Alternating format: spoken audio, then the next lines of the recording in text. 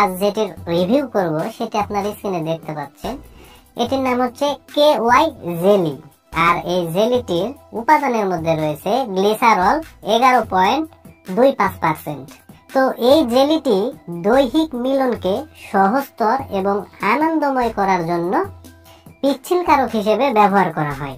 অর্থাৎ যারা বা যে স্বামী স্ত্রী সহবাস করবে, সহবাস করার টাইমে কোনো কারণে স্ত্রীর গোপনাঙ্গ যদি পিচ্ছিল না হয়, সেক্ষেত্রে কিন্তু দেখা যায় যে স্ত্রী অনেক ব্যথা অনুভব করে বা অনেক ধরনের সমস্যা হয়, যন্ত্রণা হয়।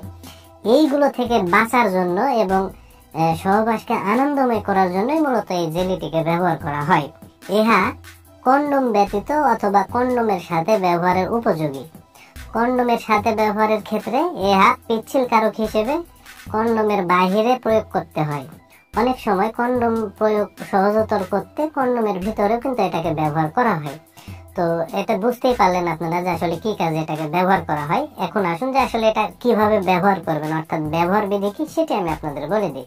তো এটির ব্যবহার বিধি বলতে গেলে সহবাসের পূর্বে প্রয়োজন মতো জেলি নিয়ে গোপনাঙ্গে মাখিয়ে নিতে হবে, তারপরে সহবাস করতে হবে। তবে এটি শুধু যে একবার মাখালেই হবে তাও না, দেখা গেল যে আপনারা সহবাস করতে করতে যদি প্রয়োজন পড়ে তাহলে পুনরায় আবার কিন্তু ব্যবহার করতে পারবেন।